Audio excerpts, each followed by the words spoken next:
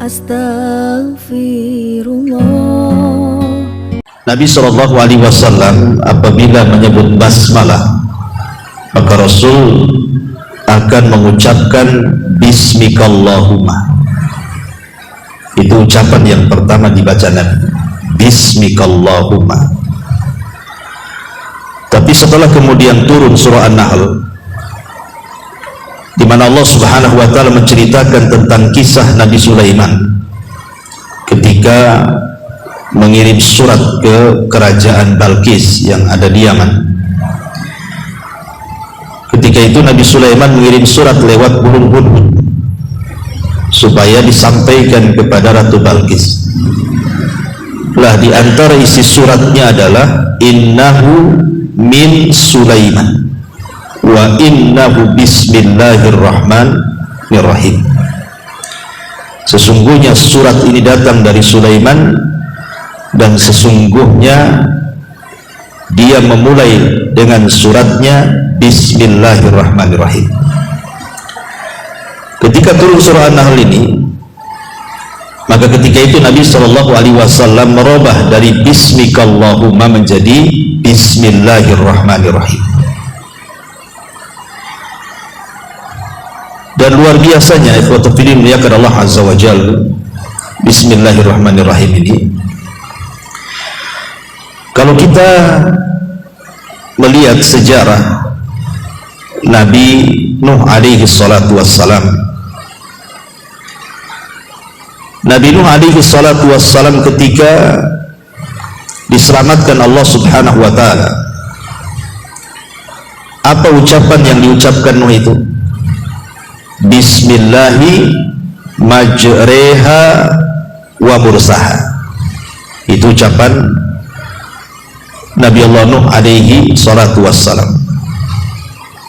Artinya Bismillahi majreha wa mursaha, dengan menyebut nama Allah kami berlayar dan kami berlabuh. Ulama mengatakan, lihat bagaimana Nuh alaihi salatu wassalam diselamatkan Allah Subhanahu wa taala dengan kalimat basmalah. Hanya separuh basmalah tetapi bisa menyelamatkan.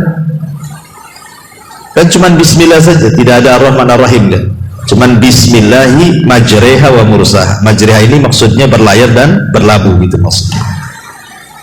Jadi ulama mengatakan, lihat separuh bismillah saja Nuh diselamatkan.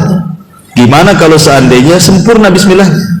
Separuh saja sudah bisa menyelamatkan Nuh dari gelombang yang maha dahsyat itu, yang secara logika harusnya kapal Nuh itu tenggelam. Tetapi dengan bismillah itulah Allah Subhanahu wa taala memberikan pertolongan kepada Nuh alaihi salatu wassalam. Hanya separuh bismillah, tapi lihat keajaibannya. Lah begitu juga dikukuhkannya kerajaan Sulaiman pun karena Bismillahirrahmanirrahim tadi. Ketika dia mengirim surat ke Ratu Balqis, dia memulai dengan Bismillahirrahmanirrahim, makanya Allah kukuhkan kerajaan. Dari dua perkara ini saja, separuh bismillah bisa menyelamatkan Nabi Nuh dan sempurna bismillah bisa mengokohkan kerajaan Sulaiman. Ini kan luar biasa berarti lafaz bismillah, bukan main-main. Ya. Apalagi lafaz bismillah sendiri dijelaskan oleh para ulama, dia adalah awal ketika Allah Subhanahu wa taala mencatat dengan makhluknya yang bernama qalam di Lauhil Mahfuz. Jadi bismillah itulah ucapan pertama firman Allah Azza wa Jalla yang dicatat oleh qalam kemudian diletakkan di Lauhil Mahfuz. Dan dia juga ucapan pertama yang Allah perintahkan Jibril untuk dibaca Nabi. Ketika Nabi berada di Gua Hira, maka Jibril datang kepada Nabi SAW dan mewahyukan wahyu pertama, Suratul Alaq ayat 1 sampai 5. Apa mulainya? Iqra bismi rabbikal ladzi khalaq, kan gitu. Bacalah bismi rabbik, dengan nama Rabb. Bismi rabbik itu sama dengan bismillah. Jadi bismillah itu awal yang ditulis kolam di Lauhul Mahfuz, dan dia pula awal yang pertama kali Allah perintahkan Jibril untuk membaca kepada Nabi, dan itu pula awal perintah yang diperintahkan Allah kepada Nabi Sallallahu Alaihi Wasallam. Jadi luar biasa ya kalimat Bismillahirrahmanirrahim ini. Ma'asyiral muslimin yang dimuliakan Allah Subhanahu wa taala. Makanya setelah kemudian turun surah An-Nahl yang bicara soal Bismillahirrahmanirrahim dari surat Nabi Sulaiman An-Nahl ayat 30, maka Nabi SAW apabila menulis surat untuk mengajak raja-raja masuk Islam, seperti menulis surat ke Raja Najasyi, Raja Herakli, Raja Kisra, dan begitu seterusnya, maka Nabi SAW akan memulai suratnya dengan bismillah, sebagaimana disebutkan dalam riwayat Abi Hurairah radhiyallahu anhu yang terdapat dalam Sahih Muslim. Jadi ketika Nabi SAW mengirim surat kepada Herakli, pembesar Romawi, maka Rasul memulai suratnya dengan Bismillahirrahmanirrahim min Muhammadin Rasulullah ila Herakli adimir Rum. Bismillahirrahmanirrahim, ini surat dari Muhammad sebagai utusan Allah ditujukan kepada Herakli, pembesar Romawi.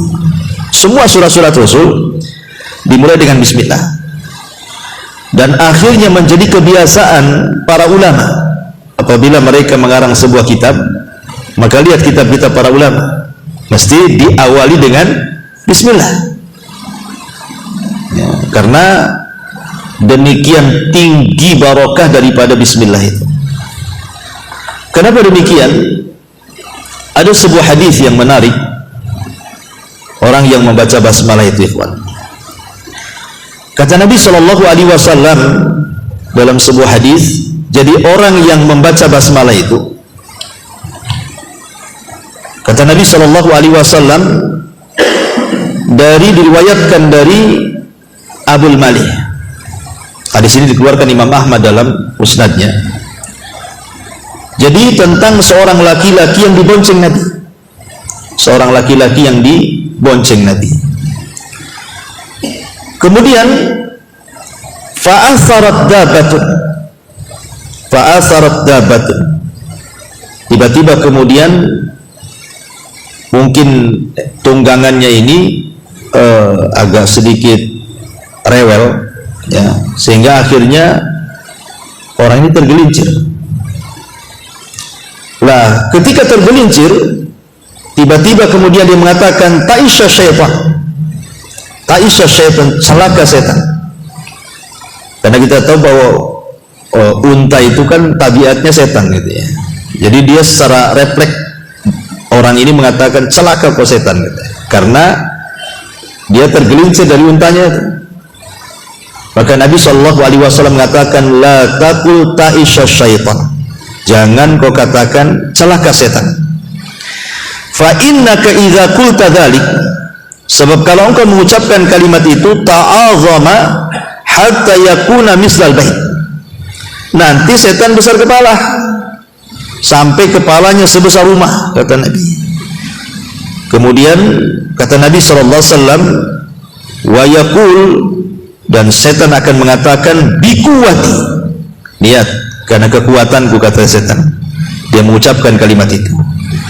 Walakin, akan tetapi kata Rasul, kul bismillah, jangan bilang celaka setan, tetapi katakanlah bismillah. Fa innaka idza qulta dzalik tasaghara, kalau engkau mengucapkan kalimat bismillah, setan akan merasa kecil, hatta yakuna misla dzubab, sehingga seolah-olah setan itu seperti seekor lalat. Dari sini kita tahu bahwa di antara keutamaan basmalah apa? Bisa menghinakan syaitan. Makanya kalau antum umpamanya kepleset, ya namanya orang jalan kepleset atau kesandung atau nabrak apa gitu ya, jangan kemudian kita mengutuk setan. atau mengutuk, mengumpat-ngumpat bahasa-bahasa lain gitu kan. Karena kalau kita mengumpat-ngumpat bahasa-bahasa buruk, itu setan makin senang tuh. Tetapi katakanlah bismillah. Jadi kalau antum kesandung bismillah, gitu maksudnya. Supaya setan itu merasa kecil, kata Nabi Shallallahu Alaihi Wasallam. Dan harusnya seorang muslim begitu, ikhwan. Harusnya dalam setiap aktivitas itu antum pakai sandal ya baca basmalah, antum pakai baju baca basmalah, antum melepas baju pakai basmalah, ya, antum masuk ke kamar mandi pakai basmalah, dan begitu seterusnya. Ketika makan pakai basmalah, sampai ketika berhubungan pun baca basmalah kan itu. Karena kita tidak tahu, ikhwan, kalau kita tidak baca basmalah, boleh jadi kemudian setan itu akan menyakiti kita. Makanya kenapa kemudian Nabi SAW sampai mengatakan, sitru ma baina a'yunil jin wa awrati bani adam idza dakhala ahadukumul khala an yaqula bismillah.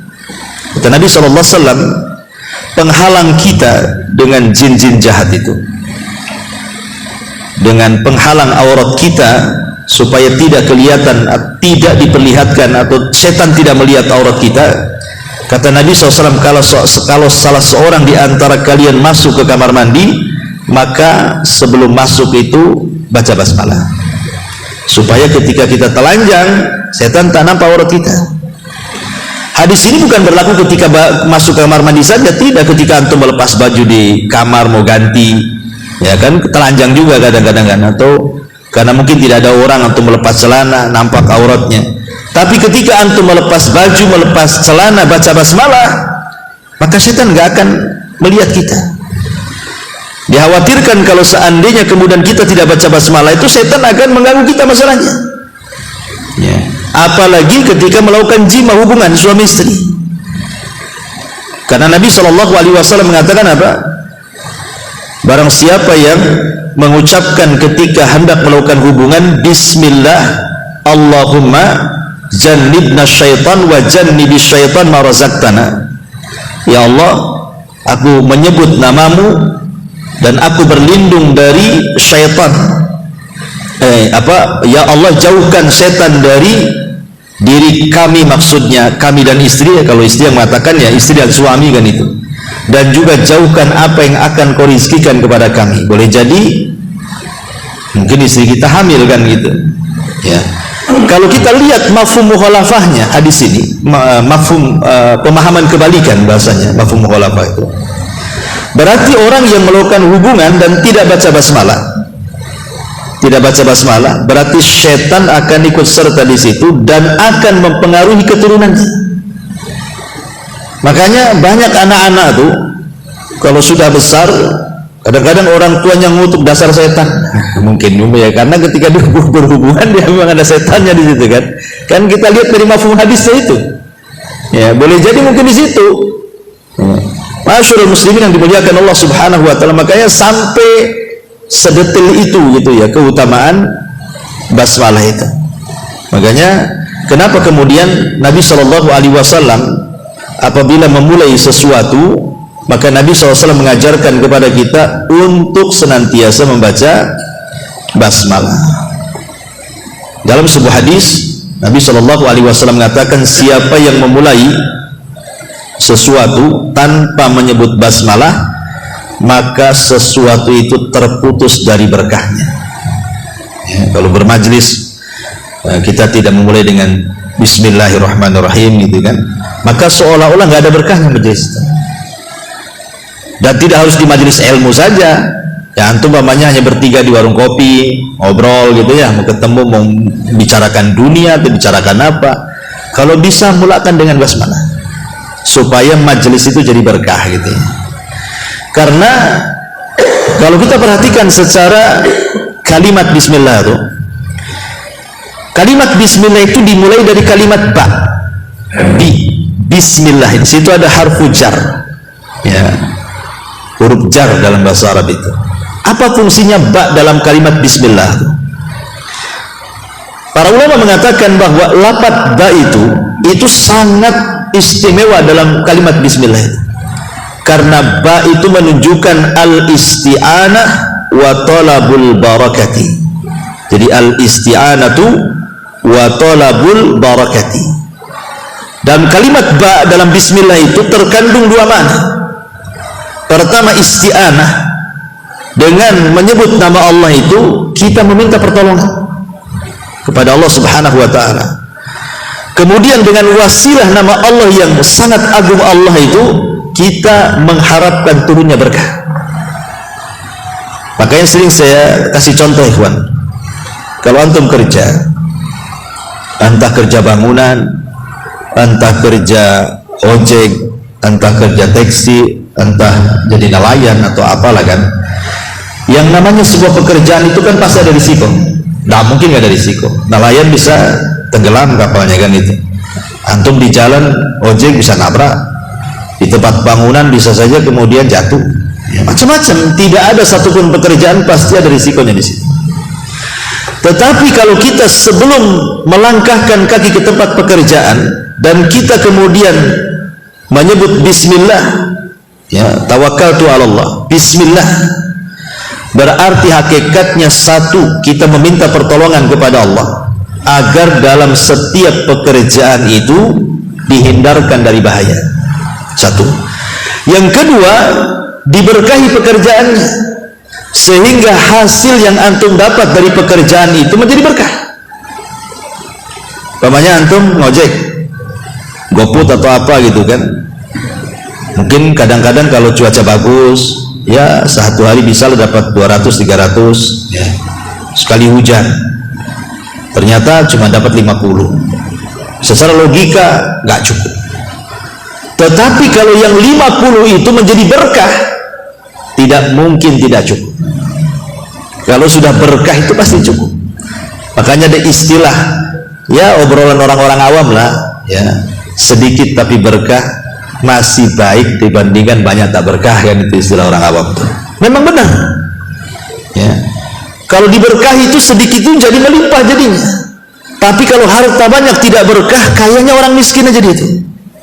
Lihat orang-orang kaya yang hartanya tidak berkah itu. Dia lebih miskin dibandingkan orang miskin. Kenapa? Karena tersiksa dengan kekayaannya. Betapa banyak orang-orang kaya itu yang tidak punya waktu untuk istirahat. Betapa banyak orang-orang kaya itu yang otaknya mikir duit saja. Padahal kalau seandainya tidak kerja itu sudah cukup makan tuh sampai dia mati. Kenapa sampai mati-matian mencari harta? Berarti kan disiksa dengan kekayaannya. Seolah-olah dia miskin. Orang miskin aja nggak kayak dia, masih bisa tidur. Orang miskin aja masih bisa berpikir gitu ya. Masih makan enak. Kadang orang kaya makan pun tak enak. Karena semua bermasalah, makan ini kolesterol, makan itu darah tinggi, banyak penyakit malah kan itu. Baik, ini asar daripada berkah itu sendiri. Masyaallah muslimin yang dimuliakan Allah Azza wa Jalla, kita kupas secara sempurna kalimat bismillahirrahmanirrahim. Ya. Kalimat bismillahirrahmanirrahim ini saya katakan kalimat yang ajaib, ikhwan. Karena Allah Subhanahu wa taala, kalau kita bicara soal tauhid asma dan sifatnya, kalau antum belajar tauhid asma dan sifat itu, nama Allah itu kan ada dua macam. Ada namanya Ismul Jalalah, ada namanya Ismul Jamalah.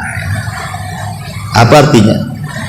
Ismul Jalalah itu maksudnya menunjukkan keagungan Allah, kebesaran Allah, kemahakuasaan Allah. Pokoknya kalau dengar Jalalah itu kita takut jadinya. Allah itu agung, Allah itu besar, Allah itu segala sesuatu maha mampu, itu namanya Jalalah. Ya. Tetapi ada yang kedua namanya Ismul Jamalah. Jamalah itu diambil dari kata Jamal, indah. Kalau kita dengarnya itu enak gitu ya.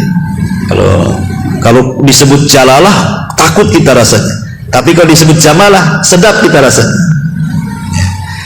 Lah dalam kalimat bismillahirrahmanirrahim di situ terdapat dua nama ini.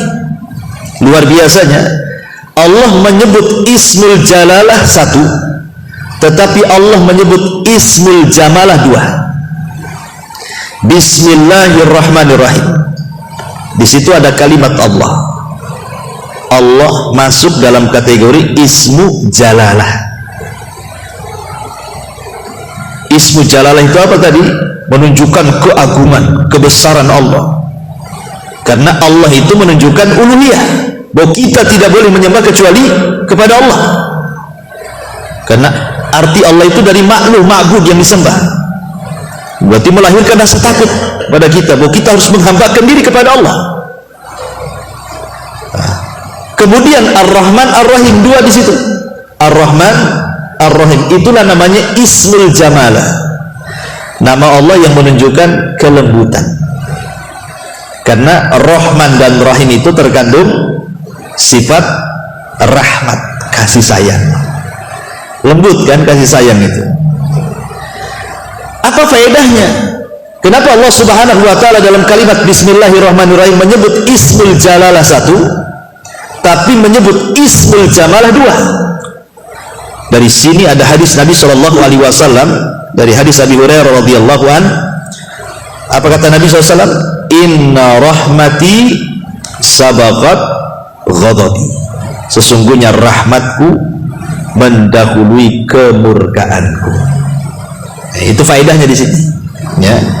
Jadi dalam kalimat Bismillahirrahmanirrahim itu, ketika kemudian Allah menyebut kalimat Ismul Jalalah satu Allah, dan ketika kemudian Allah menyebut Ismul Jamalah dua Ar-Rahman Ar-Rahim, menunjukkan apa? Kelembutan Allah itu lebih dibandingkan murkanya. Kasih sayang Allah kepada kita itu berlebih dibandingkan kemurkaannya. Makanya kita lihat ketika kita membahas pintu-pintu sorga dan pintu-pintu neraka, kenapa pintu sorga dilebihkan satu? Pintu neraka 7, pintu sorga 8 kan?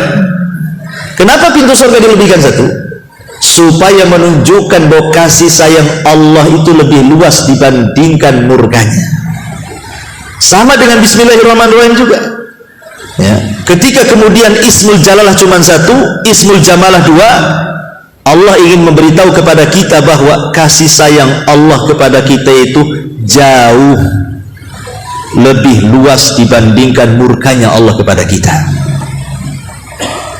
Begini ikhwan, sebagai manusia, saya, antum, atau siapapun pasti pernah salah, pasti pernah maksiat, pasti pernah melakukan dosa. Ini tiga perkara ini pasti kita lakukan setiap hari. Salah, khilaf, gitu ya. Kemudian melakukan dosa atau maksiat. Ya.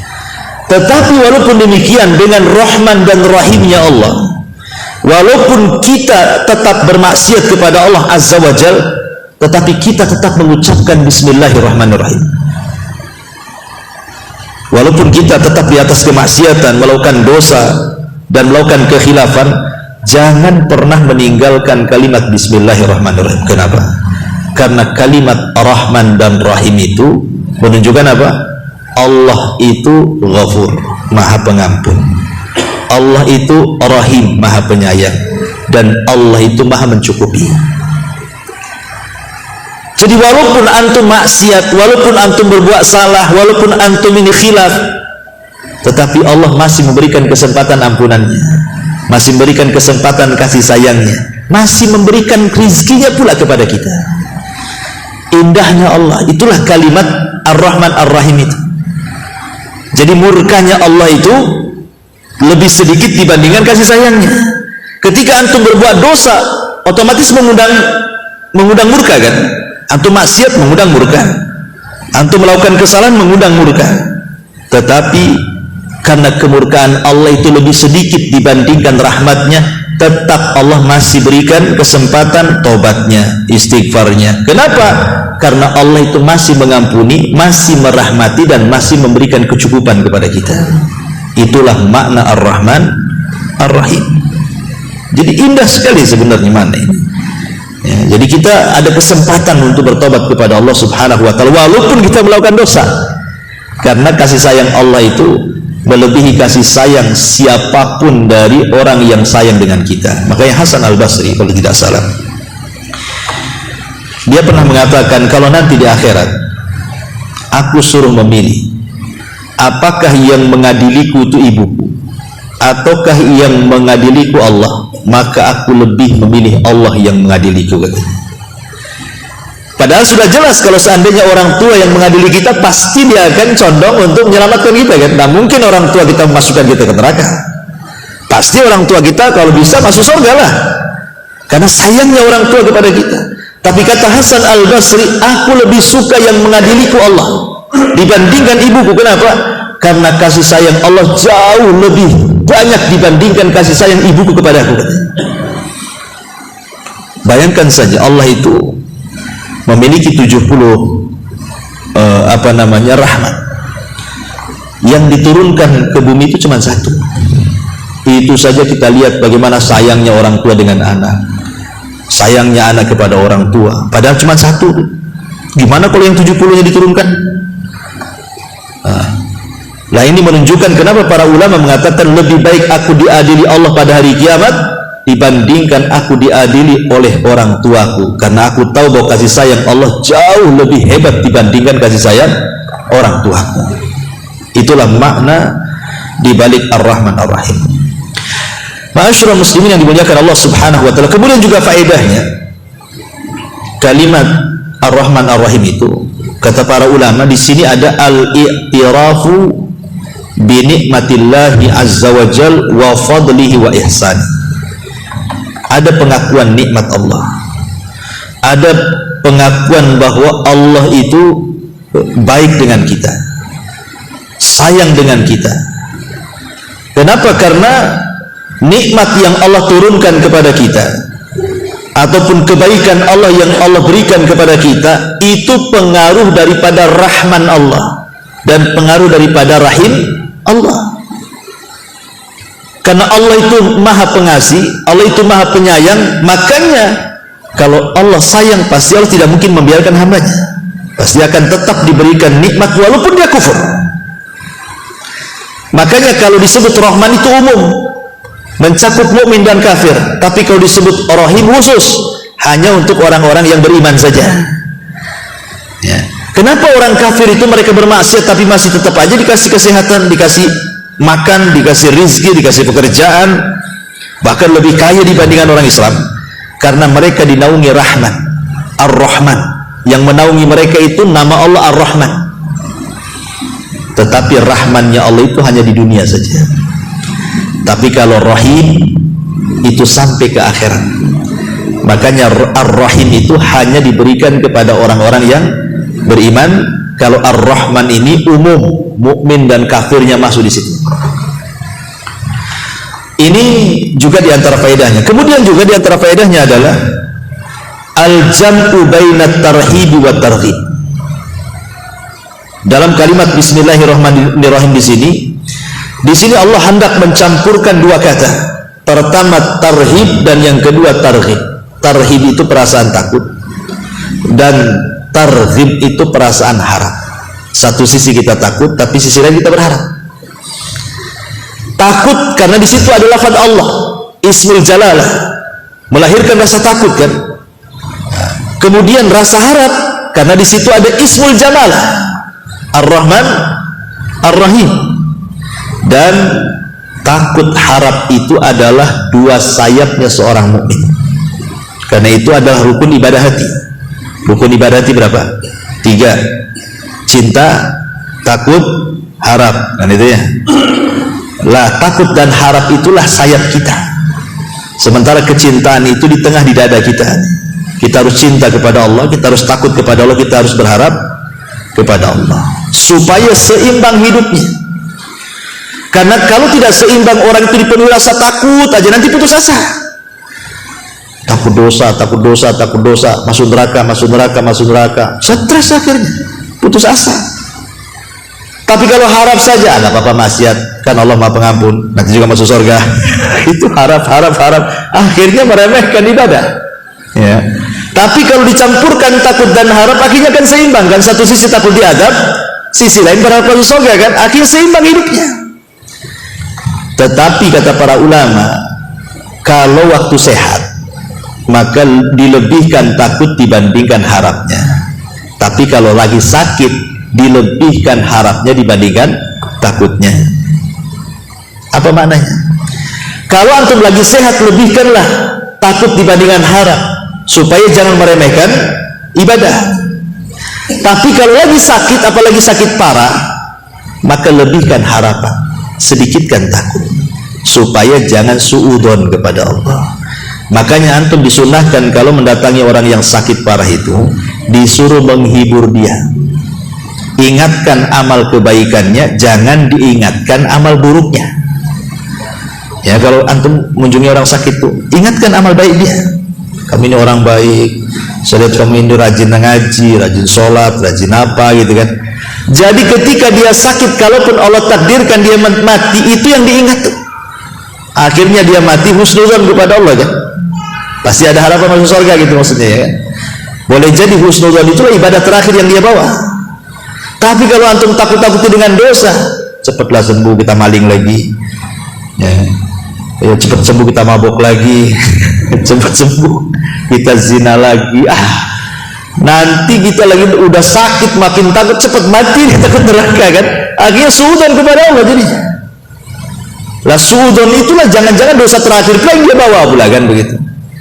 Nah inilah dalam Bismillahirrahmanirrahim itulah tergabung antara tarhib dan targhib.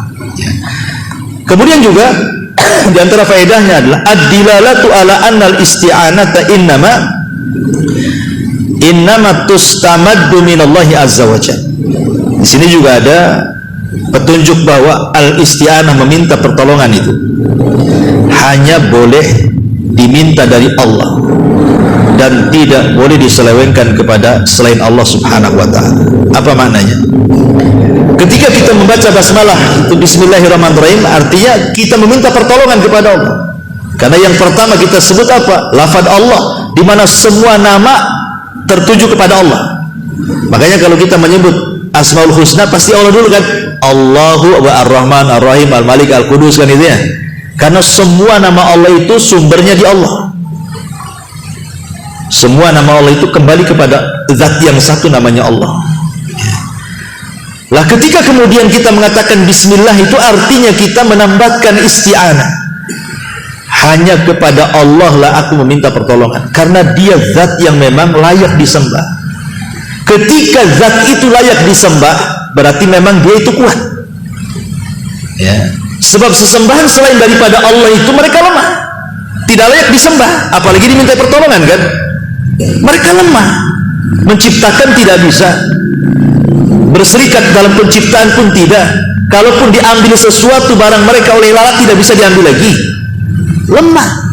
Macam mana makhluk yang lemah kita minta pertolongan? Ya kita minta pertolongan ke makhluk yang kuat lah. Dia yang menciptakan, dia yang ngasih rizki, dia yang mengatur, dia yang menguasai. Itulah pantas kita meminta pertolongan kepada dia. Makanya kita katakan bismillah itu artinya kita meminta pertolongan kepada Allah. Supaya apa? Supaya setiap aktivitas kita itu Allah ikut campur di dalamnya. Kalau antum bekerja, sebelum bekerja baca basmalah itu supaya Allah ikut campur dalam pekerjaan antum itu. Jadi kalau seandainya Allah takdirkan ada masalah dalam pekerjaan, sesulit apapun masalah, kalau ikut campur di situ pasti akan diurai itu. Kalau Allah ikut campur di situ. Tapi sekecil apapun masalah, kalau Allah tidak ikut campur, mana bisa diuraikan? Karena masalah itu datang dari Allah masalah. Itulah fungsinya baca basmalah ya. Kemudian juga di antara faedahnya adalah izharu mukhalafatil musyrikin. Dengan membaca basmalah itu sebenarnya hakikatnya kita sedang menyelisihi orang-orang musyrik. Karena dulu orang-orang musyrik itu yang mereka sebut siapa? Lata, Uzza, Manat, demi Lata, demi Uzza, demi Manat kan.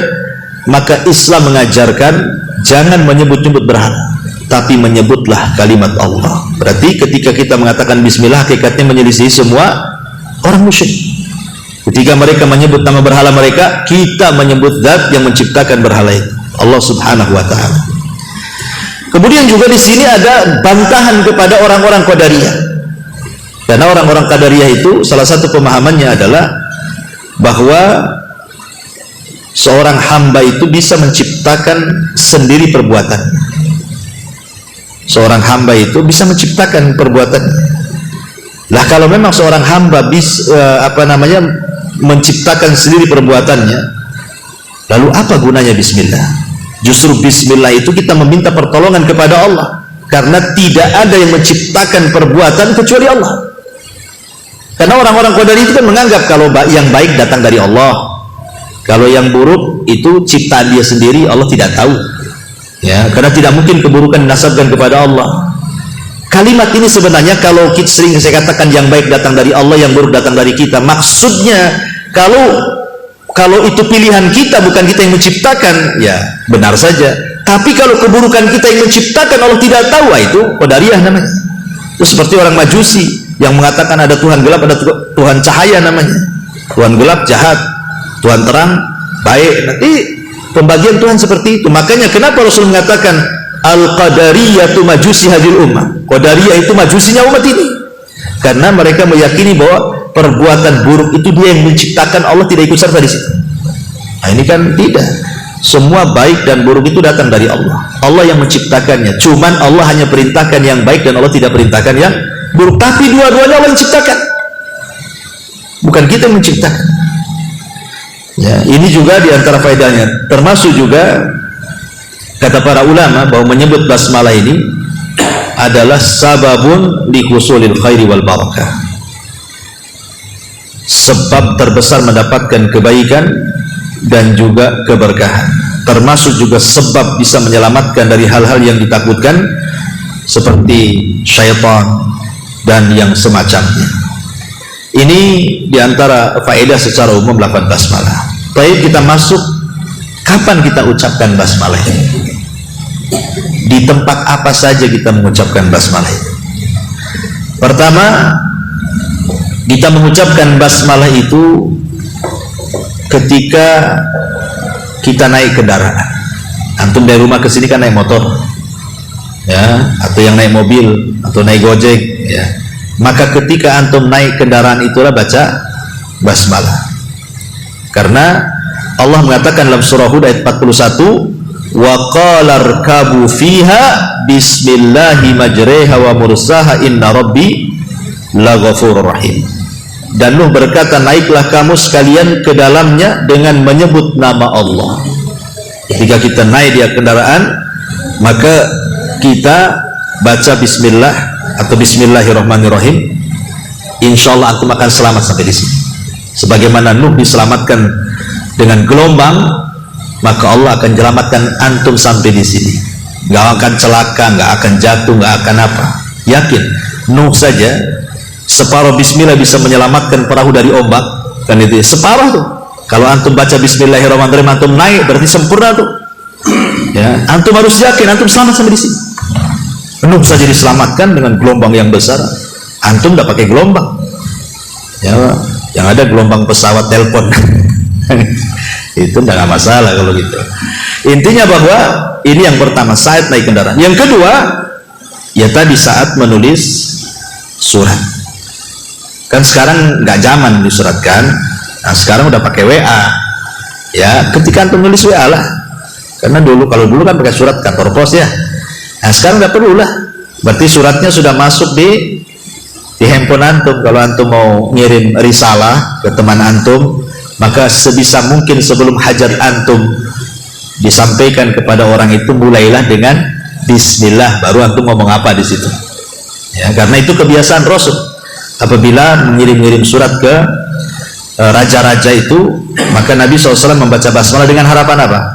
Dengan harapan surat itu menjadi berkah bagi mereka. Karena buktinya banyak yang tertarik masuk Islam kan. Sekelas Herakli saja, kalau bukan karena takut jabatannya hilang, dia sudah berjanji kalau Muhammad dari depan kuku cium ke kakinya. Dia yakin. Tapi ketika nengok menteri-menterinya ngamuk-ngamuk kan itu ya, gak jadi masuk Islam. Herakli itu. Nah, tapi lihat Najasyi masuk Islam. Ya, Najasyi masuk Islam. Padahal masyarakatnya ada yang masuk Islam, rajanya pula ada yang masuk Islam. Makanya ketika mati Rasul mensalat gaibkan, dan itu salat gaib pertama dalam Islam. Ketika Najasyi meninggal kan gak ada orang nyalati di Ethiopia, ya terpaksa Rasul menyalat gaibkan di Madinah. Masuk Islam tuh, gara-gara sepucuk surat itu. Ya, kemudian Raja Muqawqis Mesir, memang dia tidak masuk Islam, tapi dia menghargai surat itu sehingga memberikan hadiah dua wanita.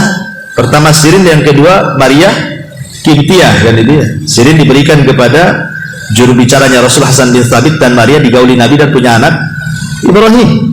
Jadi sesuatu yang dimulai dengan bismillah itu akan bawa kebaikan. Jadi kalau antum ngirim surat lewat WA, SMS, ya, kemudian antum yakin ketika antum harus yakin. Jadi basmalah bukan hanya sekedar tulisan, tidak.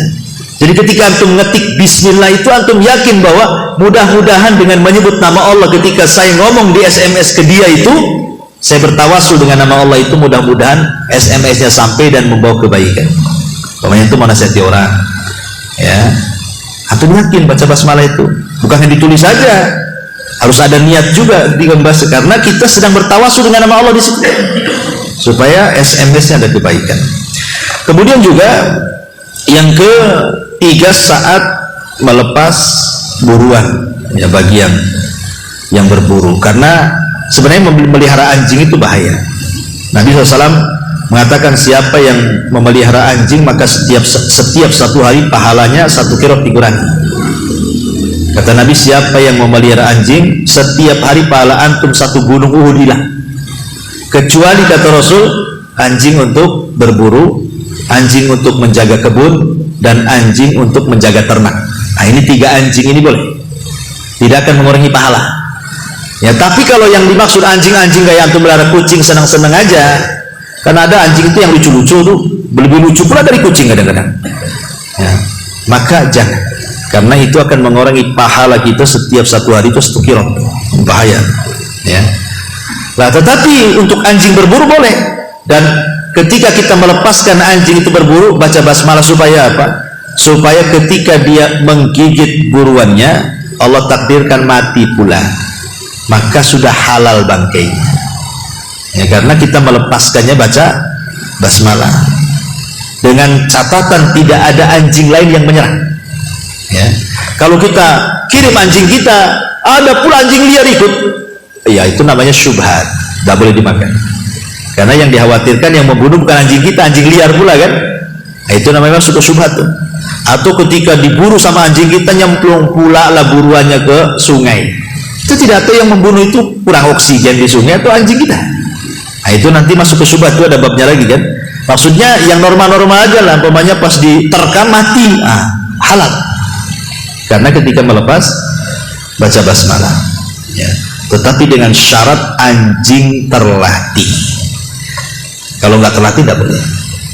Apa maksud terlatih? Berdiri, berdiri, duduk, duduk, lari, lari, terkam, terkam. Ini duduk, berdiri, berdiri, duduk, diam, lari. Apa ini anjing bego? Anjing ini nggak halal buruannya. Itu nggak terlatih, anjing bego nggak boleh. Ya, memang syaratnya harus terlatih. Ya. Karena kalau terlatih itu dia tidak akan makan buruannya. Dia hanya untuk tahu ini untuk majikannya. Tapi kalau kemudian diburu dimakan pula sama dia, berarti bego anjing ini, nggak paham itu punya tuannya, itu haram, nggak boleh, belum terlatih, ya. Ini juga yang keempat. Kemudian yang kelima, saat melepas tombak, melepas panah ketika berburu lah, mungkin antum tidak pakai anjing, ya. Yang jelas kalau bisa jangan pakai ketepel, karena ada larangan kan. Ya, kalau berburu tuh ya pakai panah, ya. Pakai tombak dilempar, nah, itu boleh. Nah, saat melepas tombak atau panah itu baca basmalah supaya kalau burungnya kena mati halal. Tapi kalau masih hidup maka harus disembelih lagi, ya. Kemudian yang ke-6, saat makan. Saat makan, Nabi SAW mengatakan, idza akala ahadukum ta'aman falyaqul bismillah, fa in nasya fi awwalihi falyaqul bismillah fi awwalihi wa akhirih. Apabila salah seorang di antara kalian makan, hendaklah mengucap basmalah. Bila dia lupa mengucapkan di awal, hendaklah dia ucapkan bismillahi fi awwalihi wa akhirihi. Nah, ya, jadi kalau antum lupa dari doang, habis makanannya baru ingat. Sudah habis 3 piring baru ingat antum tadi awal tak baca basmalah. Maka antum ucapkan apa? Bismillahi fi awwalihi wa akhirihi. Saya menyebut nama Allah dari awal sampai akhir. Itu maksudnya. Karena ada yang mengatakan kalau seandainya kita makan tidak pakai baca basmalah, baik di awal ataupun di akhir, maka setan akan ikut makan di situ. Ya. Ada bahkan sebagian ada riwayat itu apabila di malam hari maka utusan setan itu akan berada di atas rumah kita. Apabila yang masuk rumah itu baca basmalah, dan ketika dia makan baca basmalah, maka setan akan mengatakan ke kawan-kawannya, di rumah ini nggak ada hotel, di rumah ini nggak ada makanan kalian, pergi kalian. Ya. Tapi ketika masuk baca basmalah, dan ketika makan baca basmalah, tidak baca basmalah, masuk nggak baca basmalah, makan tak baca basmalah, maka setan akan mengatakan, sini.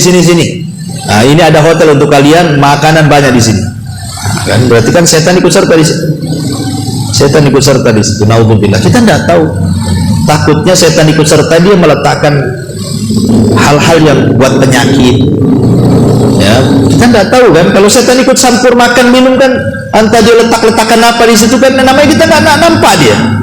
Entah naruh bakteri, naruh apa, akhirnya kita makan sakit gitu jadinya. Nah, kita tidak tahu. Ya, makanya ada satu kisah menarik. Jadi ada seorang syekh bercerita. Ini kejadiannya di Kanada. Seorang syekh itu bercerita. Iwan, kalau antum, jadi ada seorang profesor muslim. Dia ingin meneliti minuman. Jadi setiap minuman dibawa ke lab. Jadi sediakan 2 gelas minuman air putih itu. Ya.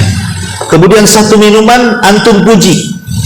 Antum keluarkan kalimat-kalimat indah. Ya, aku sayang, I love you, apalah gitu. Pokoknya yang indah-indah lah ke minuman itu. Ucapan-ucapan yang bagus-bagus.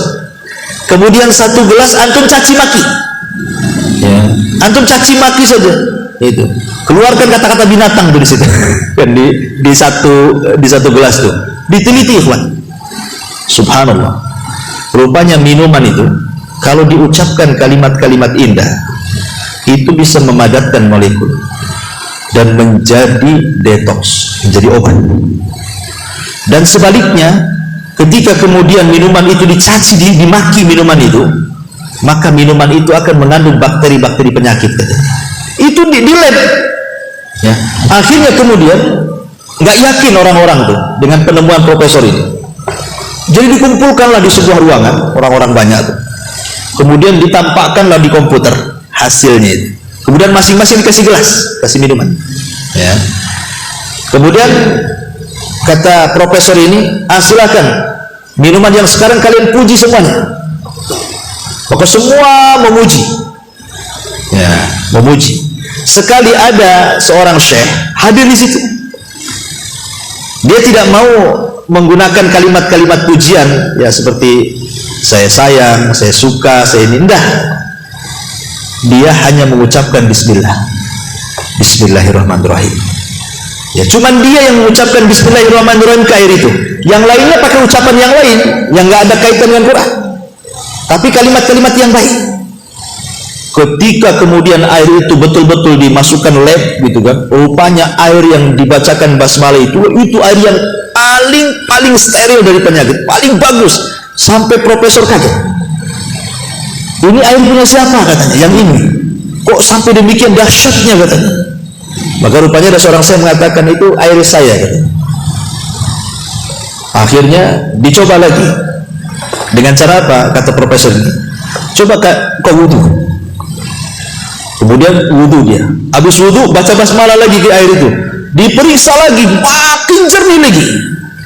Masya Allah.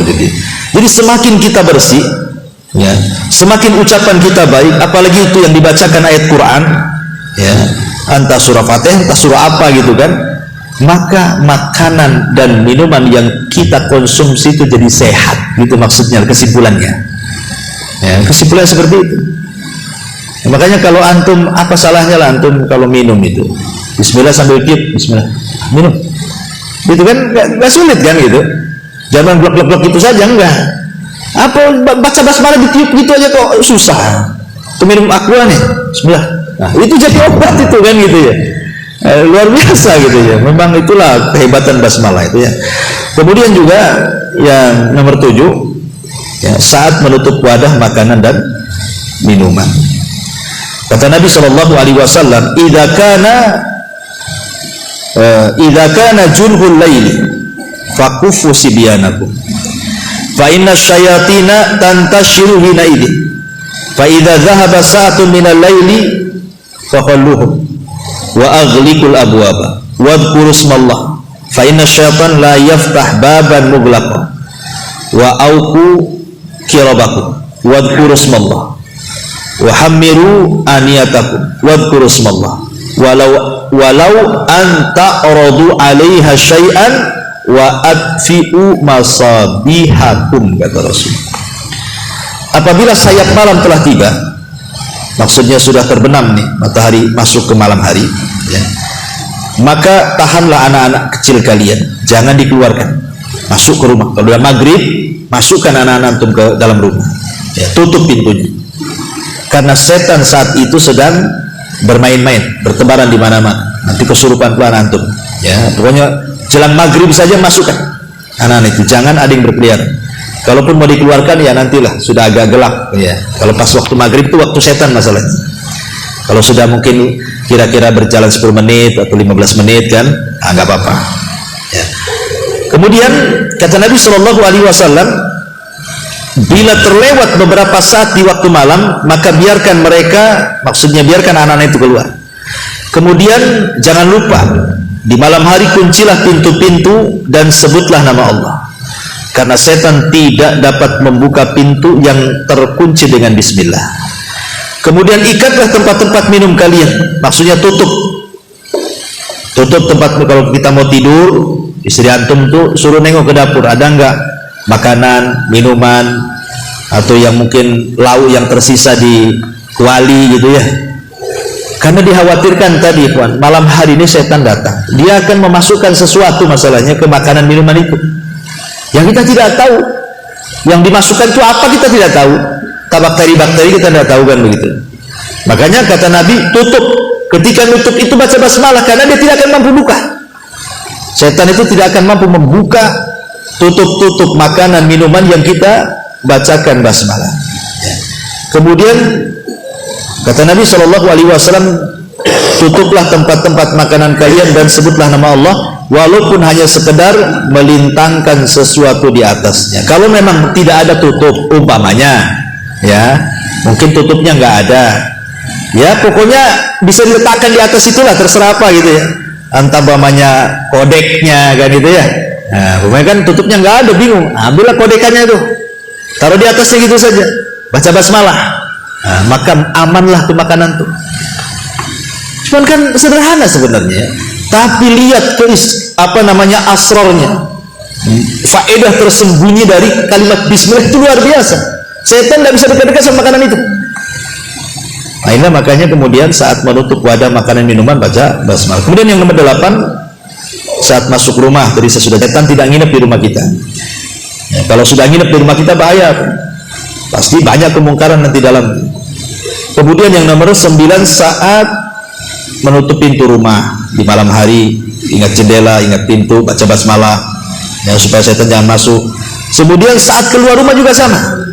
Kata Nabi SAW, "Idza kharaja ar-rajulu min baiti faqala bismillah, tawakkaltu 'ala Allah, la haula wala quwata illa billah." Qala yuqalu hina idin hudita wa kufita wa wukita fatanahalahu syayatin. Fayaqulu lahu syaitan akhar kaifa laka bi rajulin qad hudiya wa kufiya wa uqiya. Lihat, lafaz bismillah tawakkaltu 'ala Allah itu luar biasa ya. Kalau antum keluar rumah, antum kan kerja lama masalahnya kan, kadang keluar rumah itu sore baru balik, ya, malam ada yang malam baru balik, artinya kan meninggalkan rumah lama. Ya. Tapi lihat orang yang ketika meninggalkan rumah dia membaca bismillah tawakkaltu 'ala Allah. Kata Nabi SAW, apabila salah seorang keluar dari rumahnya lalu dia mengucapkan bismillah tawakkaltu 'ala Allah dengan menyebut nama Allah, aku bertawakal kepada Allah, la haula wala quwata illa billah, tidak ada daya dan kekuatan kecuali milik Allah, akan dikatakan pada saat itu, siapa yang mengatakan? Setan. Ya, apa-apa yang mengatakan, Allah akan mengatakan kepada orang ini, ya, engkau akan senantiasa diberikan hidayah. Satu. Jadi ketika antum keluar rumah, antum tidak akan disesatkan orang. Di luar itu banyak syubhat, banyak syahwat masalahnya kan, yang disodorkan ke kita itu. Maka Allah katakan, engkau akan diberikan petunjuk, dan petunjuk itu sebesar-besar nikmat daripada pekerjaan antum itu sendiri.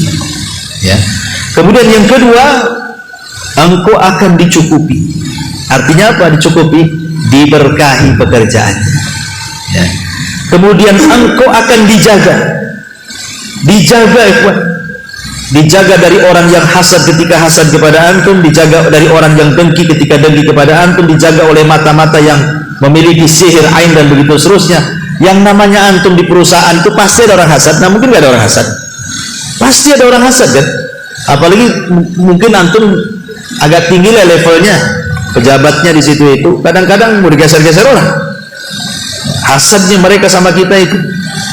Biar tidak ada hasad orang hasad sampai kepada kita, kata Nabi SAW, qad hudiya wa kufiya wa wukiya, dia akan dijaga. Wa kufita, bukan hanya itu saja, bukan hanya engkau akan dijaga gitu ya. Ya, setan pun fatanah ala syaitan. Setan tidak mungkin dekat-dekat sama antum, nggak akan dekat-dekat. Coba yang keempat keutamaan. Dan setan yang lainnya akan mengatakan, macam mana engkau dapat menyesatkan orang ini sementara orang ini sudah diberikan hidayah, sudah dicukupi, sudah dijaga, macam mana pula mau menggoda dia? Jadi kalau antum keluar dari rumah pulang pun aman, antum tidak khawatir keluarga yang ditinggalkan, antum tidak khawatir rumah yang ditinggalkan. Karena betapa banyak orang yang meninggalkan rumah kebakaran, entah korsleting listrik kan itu ya, kita tidak tahu, entah karena kecurian, entah kemasukan binatang-binatang buas, masuk ular, masuk apa, kita tidak tahu rumah kita kalau ditinggal. Tapi dengan kita titipkan kepada Allah Subhanahu wa ta'ala, jauh lebih aman dibandingkan dititip ke satpam. Karena ada juga kasusnya kan, satpam pula kerja sama-sama maling, ketangkap kan itu ya. Padahal harusnya dia jaga kan itu, yaitu oknum lah. Banyak satpam yang baik juga kan itu. Nah, ini juga yang nomor 10. Yang nomor 11, saat meruqyah jelas ya, sebelum meruqyah harus baca basmalah dulu. Kemudian yang nomor 12, saat membaca surah Al-Fatihah dalam sholat ya. Kemudian yang nomor 14, saat melepas pakaian supaya aurat kita tidak dilihat oleh setan. Karena bahayanya begini, disebutkan oleh Syekh Abdullah Imam dalam kitabnya Alamul Jin. Dia bercerita tentang alam jin ya.